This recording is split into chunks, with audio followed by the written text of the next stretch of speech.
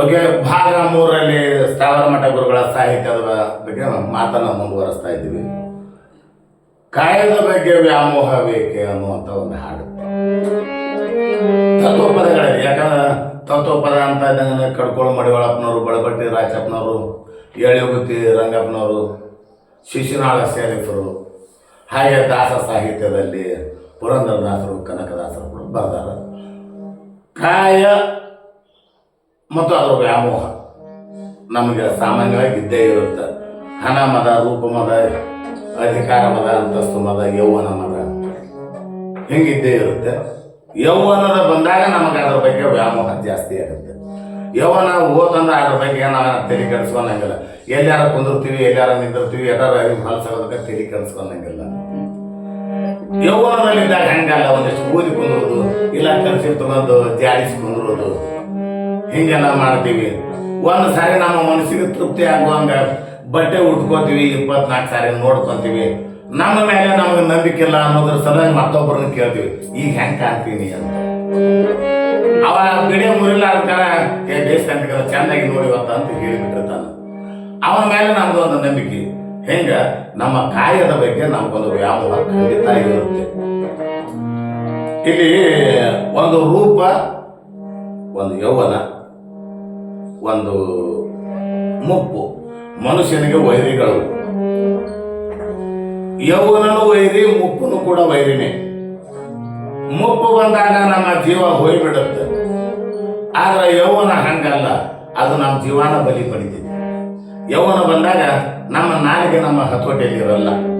ಯೌವನದಲ್ಲಿ ಸುಮ್ಮನೆ ಮಾಡ್ತಾರೆ ಏನಂತಂದ ಅವನ ನನ್ನ ಮುಟ್ಟನ್ನು, ಹಂಗ ನಿಂದ್ರನ್ನು, ನನ್ನ ಮಾತಾಡ್ಸನ್ನು ಅಂತ ಯಾವಾಗ ಹೇಳ್ತೀವಿ ಅಂದ್ರೆ ನಮ್ಮ ಕಾಯದಲ್ಲಿ ಕಸುವು ಇದ್ದಾಗ. ಆ ಕಾಯದ ಬಗ್ಗೆ ಇವರು ಬರೆದಿರ್ತಕ್ಕಂಥ ಹಾಡು ನಾವು ಸಣ್ಣದಾಗ ಹಿಟ್ಟಾಗಿತ್ತು. ಬಹುಶಃ ಇವತ್ತು ತಾವು ಯಾರು ಕೇಳಿರಲ್ಲ ಗೊತ್ತಿಲ್ಲ. ಆ ಒಂದು ಹಾಡನ್ನು ಹಾಡಿಸುವಂತ ಒಂದು ಪ್ರಯತ್ನ ಮಾಡ್ತೀನಿ.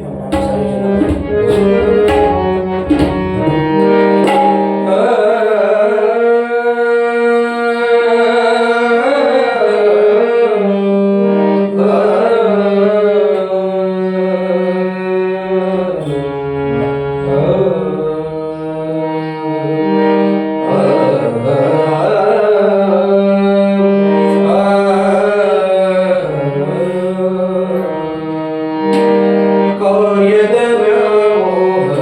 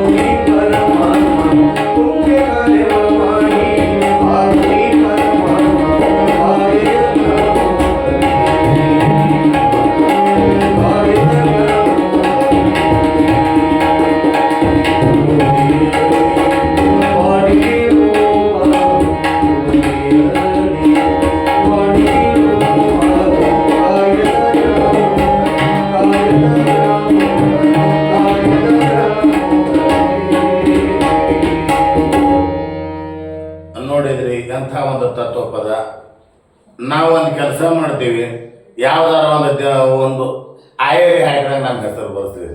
25 ರೂಪಾಯಿನೋ 30 ರೂಪಾಯಿನೋ ಆಯರ್ ಹಾಕ್ತೀವಿ, ನಮ್ಮ ಹೆಸರು ಬರೆಸ್ತೀವಿ. ದೇವಸ್ಥಾನ ಕೈಗಟ್ಟೋ ದೇಣಿಗೆ ಕೊಡ್ತೀವಿ, ಅಕ್ಕನ ಮೇಲೆ ನಮ್ದೊಂದು ಹೆಸರು ಹಾಕಿಸ್ತೀವಿ. ಪ್ರತಿಯೊಂದರಲ್ಲೂ ನಮ್ಮ ಹೆಸರು ಬೆಳಕಿಗೆ ಬರಬೇಕು ಅಂತ. ತಮ್ಮ ಹೆಸರು ಕೇವಲ ಬೇರೆಯವರು ಹೇಳಿದಾಗ ಮಾತ್ರ ಜನರಿಗೆ ಗೊತ್ತಾಯ್ತು ಇದು ಸ್ಥಾವರ ಮಠ ಸ್ವಾಮಿಗಳ ಸಾಹಿತ್ಯ ಅಂತ. ಬಿಟ್ಟರೆ ಅವರು ಗುರು ನುಡಿ ಅಂತೇಳಿ ಕೊನೆಯ ಒಂದು ನುಡಿನಲ್ಲಿ ಅವರೆಲ್ಲೂ ತಮ್ಮ ಹೆಸರು ಹಾಕಿಲ್ಲ. ಇದು ಏನಾಗ್ಬಿಡ್ತು, ಅವ್ರ ಹೆಸರು ಬೆಳಕಿಗೆ ಬರದೇ ಇರೋದಕ್ಕೆ ಪ್ರತ್ಯಕ್ಷ ಮತ್ತು ಪರೋಕ್ಷ ಕಾರಣ ಅವರೇ ಅಂತ ಅನ್ಸುತ್ತೆ. ಎಲ್ಲೂ ಅವ್ರ ಹೆಸರೇ ಹಾಕಲಿಲ್ಲ. ಹೀಗಾಗಿ ಬೇರೆಯವ್ರು ಹೇಳಿದ್ರೆ ಇದು ಯಾರು ಬರೆದಾರ ಸಾಹಿತ್ಯ ಅಂದ್ರೆ ಸ್ಥಾವರ ಮಠದ ಸಾಹಿತ್ಯ ಬಾಯಿಂದ ಹೇಳಿದ್ರು, ಆದರೆ ದಾಖಲೆಗಳಲ್ಲಿ ಇಲ್ಲ. ಪುಸ್ತಕಗಳನ್ನು ಮುದ್ರಣ ಮಾಡಿಸ್ಯಾರ ಅಂದರೂ ಕೂಡ ಅಲ್ಲೂ ಕೂಡ ಅವರ ಹೆಸರಿಲ್ಲ. ಕೇವಲ ಪುಸ್ತಕದ ಸಂಗ್ರಹ ಮೇಲ್ಗಡೆ ಮಾತ್ರ ಒಂದು ಹೆಸರು ಬಿಟ್ಟರೆ ಸಾಹಿತ್ಯದ ಕೊನೆಯ ಸಾಲಿನಲ್ಲಿ ಅವ್ರ ಹೆಸರಿಲ್ಲ. ಯಾಕೆ ನಿಮ್ಮ ಹೆಸರು ಹಾಕಲಿಲ್ಲ? ಆ ಹೆಸರು ಹಾಕುವ ಉದ್ದೇಶ ನಮ್ಮದು ಹೆಸರು ಬರಲಿ, ಪ್ರಚಾರ ಆಗಲಿ ಅನ್ನೋದು ಒಂದೇ. ಅದರೊಳಗೆ ನಾವು ನಮ್ಮ ತತ್ವಗಳು ಜನರ ತಿಳುವಳಿಕೆಗೆ ಬಂದು ಅದರಂತೆ ಆಚರಣೆಯೊಳಗೆ ತೊಡಗಿಸಿಕೊಂಡ್ರೆ ಅದು ನಾ ಬರೆದದ್ದು ಸಾರ್ಥಕ ಅಂತ ಅಷ್ಟೇ ವಿಚಾರ. ಅಷ್ಟೇ. ಏನೋ ನಿಮ್ಮ ಹೆಸರು ಬರಲೇ ಇಲ್ಲ. ಅದೇ ಬರುದು ಬಿಡುದು ಅದು ಮುಂದಿನ ಮಾತದು. ಅಲ್ಲ ಮುಂದನ್ನಕ್ಕೆಂದ್ರೆ 80 ವರ್ಷ ಮೇಲೆ ಹೋತು, ಇನ್ನು ಮುಂದಂದ್ರೆ ಯಾವಾಗ ಅಂದ್ರೆ ಹೆಚ್ಚು ನಂದು ಬೆಳಕಿಗೆ ಬರಲಿ ಅನ್ನೋದಲ್ಲ, ಅದಕ್ಕಿಂತ ಹೆಚ್ಚಾಗಿ ಮುಖ್ಯವಾದದ್ದು ಸಾಹಿತ್ಯ ಬೆಳಕಿಗೆ ಬರಲಿ. ಸಾಹಿತ್ಯ ಬೆಳಕಿಗೆ ಬರಲಿ, ಆ ಪ್ರಕಾರ ಜನರ ಅನುಸರಿಸಲಿ ಅಷ್ಟೇ. ಅದ್ರ ಬಗ್ಗೆ ತಿಳುವಳಿಕೆ ಬರಲಿ ಜನರಲ್ಲಿ ಅನ್ನೋದು ಒಂದೇ. ಅಷ್ಟು ಬಿಟ್ರ ಹೆಸರು ಬೇಡ ಅಂತಂದ್ರೆ ಹೆಸರು ಬೇಡ ಅಂತ ಅನ್ನಕ್ಕೇನು ಎಲ್ಲ ಹಾಡಿಗೂ ಹೆಸರು ಬರೆಯಕ್ಕೆ ಹೋಗಿಲ್ಲ ನಾನು.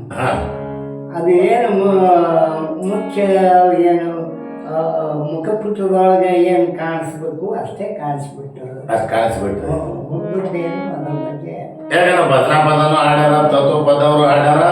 ಬಟ್ ಭಜನಾ ಪದವರು ಹಾಡಿದವರು ಏನ್ ಮಾಡ್ಯಾರ ತಾವು ಕೊನೆಗೆ ನಮ್ಮ ಹೆಸರು ಹೇಳ್ಯಾರ. ಬೆಟ್ರೆ ಉಳಿದವ್ರು ಯಾರು ಹೇಳಿ ಇವ್ರು ನೋಡ್ರಿ ಸಾಕಷ್ಟು ನಿಮ್ಮ ಸಾಹಿತ್ಯ ಎಷ್ಟು ಹಾಡ್ತೀರಿ ಇವ್ರು ಸಾಹಿತ್ಯ? ಸುಮಾರು 34 ಹಾಡು. 30-40 ಹಾಡುಗಳನ್ನ ನೀವೇ ಎಲ್ಲ ಟ್ಯೂನ್ ಕಂಪೋಸ್ ಮಾಡಿ ಹಾಡೇರಿ. ಆದ್ರೆ ಕಡೆಗೆ ನೀವರ ಅವ್ರ ಹೆಸರು ಹಾಕ್ಬೋದಾಗಿ ಎಲ್ಲ ಕಾರ್ಯಕ್ರಮದಾಗ ಅವ್ರ ಹೆಸರು ಹೇಳ್ತೀವಿ. ಅದನ್ನ ಹೇಳ್ತೀರಿ, ಬಟ್ ಪುಸ್ತಕದಲ್ಲಿ ಎಲ್ಲೂ ಹಾಕಿಲ್ಲ. ಪುಸ್ತಕದಾಗ ಗುರು ನುಡಿ ಅಂತ ಇಲ್ಲ. ಸುಮ್ಮನೆ ಹಂಗ ಅವ್ರ ಹೆಸರು ಹೇಳಿದ್ರೆ ಹಾಡಿದ್ರೆ ಇದು ಸ್ಥಾವರ ಮಠ ಅವ್ರ ಅಂದ್ರೆ ನಿಮ್ಮ ಬಾಯಿಂದ ಎಷ್ಟು ಪ್ರಚಾರ ಆಗೈತಿ, ಅವ್ರು ಹಾಡಿದಾಗ ಅವ್ರು ಎಷ್ಟು ಪ್ರಚಾರ ಮಾಡ್ಯಾರ ಅಷ್ಟೇ ಬಿಟ್ರೆ ಬೇರೆಯವ್ರು ಯಾರು ಪ್ರಚಾರ ಮಾಡ್ತಕ್ಕಂಥ ಗೋಜಿಗೆ ಹೋಗಲಿಲ್ಲ. ಸ್ವತಃ ಅವರು ಕೂಡ ಅದನ್ನ ಬೇಡ ಬಿಡು ಅಂತಕ್ಕಂಥ ಮಾತನ್ನು ಮಾತಾಡಿದ್ರು. ಇಷ್ಟೆಲ್ಲ ಸಾಹಿತ್ಯ ಬರೆದ್ರಿ. ಸಾಹಿತ್ಯದಿಂದ ಏನಾದ್ರು ನಿಮಗೆ ಲಾಭ ಆಗಿದ್ದೇನೇನೈತಿ? ಲಾಭದ ಬಗ್ಗೆ ವಿಚಾರ ಇಟ್ಕೊಂಡಿಲ್ಲ ನಾನು. ಅದು ಜನೋಪಯೋಗಿ ಅಥವಾ ಜನರ ಕಲ್ಯಾಣಕ್ಕಾಗಿಯೇ ಬರ್ಕೊಂತ ಅದು ಅಂದ್ರೇನು, ಸಮಾಜದೊಳಗೆ ಏನೇನು ಮನುಷ್ಯ ಅವನು ತಿದ್ದುವಂತ ಒಂದು ಪ್ರಯತ್ನ ಆ ನಂತರ ಒಂದು ನಿರ್ದೇಶನ ಈ ಪ್ರಕಾರ ನಡ್ಕೊಂಡು ಅಂದ್ರೆ ನಾನಾಗಲೇ ಹೇಳೋದಲ್ಲ, ಬರಹದ ಮೂಲಕ ಹೇಳೋದು, ಅವರೊಂದು ರಾಗ ಮಾಡಿ ಹಾಡೋದು. ಹೌದ್ರಾ? ಪೆನ್ನನ್ನು ಮೈಸಿಗೆ ಕಳ್ಕೊಂಡು ನೀವು ಬರೆದ್ರಿ ಅವ್ರು ಹಾಡಿ ಬರ್ತೀರ ಕತ್ಕೊಂಡು ಅವ್ರು ಆದ್ರು ಅವ್ರು ಒಂದು ಕಾರ್ಯಕ್ರಮಕ್ಕೆ ಹೋದ್ರೆ ಇಂತಿಸ್ಕೊಟ್ಟು ಬರ್ತೀವಿ ಅಂತಾರ. ಹಂಗೆ ನೀವೇನಾರ ಒಂದು ಹಾಡಿ ಏನಾದ್ರೂ ನಿರೀಕ್ಷೆ ಇಟ್ಕೊಂಡಿಲ್ಲ ನಾನು. ಅಂದ್ರೆ ಅವ್ರಂತೂ ಹಾಡಕ್ ನಿಮ್ಮ ಹಾಡ ತಗೊಂಡೋಗಿ ನಮ್ಮ ಕಾರ್ಯಕ್ರಮಕ್ಕೆ ನಾವು ಹಾಡಕ್ ಬಂದ್ರೆ ಇಟ್ಟು ಕೊಟ್ರ ಬರ್ತೀವಿ ಅಂತ ಅವ್ರು ಹೇಳ್ತಾರ. ಮತ್ತೆ ನೀವೇನಾರ ಇಟ್ಟು ಕೊಟ್ರ ನಾ ಸಾಹಿತ್ಯ ಕೊಡ್ತೀನಿ ಅಂತ ಅಂದ್ರೆ ಅಂದಿಲ್ಲ ಬೇಡ ಅಂತ ಅನಿಸ್ತು. ದೇವರು ಏನದು ಅಂತು, ದೇವ್ರು ಕೊಟ್ಟಿದ್ದು ಸ್ವಲ್ಪ ಪ್ರಸಾದ ಅಷ್ಟೇ ಸಾಕು, ಹೆಚ್ಚಿನ ಆಸೆ ಬೇಡ ಅಂದವರು. ಓಕೆ. ಸ್ಥಾವರ ಮಠ ಗುರುಗಳ ಸಾಹಿತ್ಯದ ಕುರಿತು ಸಂದರ್ಶನವನ್ನು ಭಾಗ 4 ಮತ್ತು ಕೊನೆಯ ಭಾಗದಲ್ಲಿ ಮುಂದುವರಿಸ್ತಾ ಇರ್ತೀವಿ. ಈಗ ಎಷ್ಟು ಸೆಕೆಂಡ್ ಆಗೈತೆ? ಎಷ್ಟು ನಿಮಿಷ? 15 ನಿಮಿಷ. ಓಕೆ, ಭಾಗ 4ರಲ್ಲಿ ಮುಂದುವರಿಸಿ, ಅದು 4 ಕೊನೆಯ ಭಾಗ. ಜೊತೆಗೆ ಅಲ್ಲಿ 2 ಹಾಡುಗಳನ್ನು, ಮೊದಲೇ 2 ಹಾಡುಗಳನ್ನು ಕಂಟಿನ್ಯೂ ಹಾಡ್ಕೊಂಡು ಬಂದು ಕೊನೆಯದಾಗಿ ಮುಕ್ತಾಯ ಮಾಡ್ತೀವಿ ಭಾಗ 4.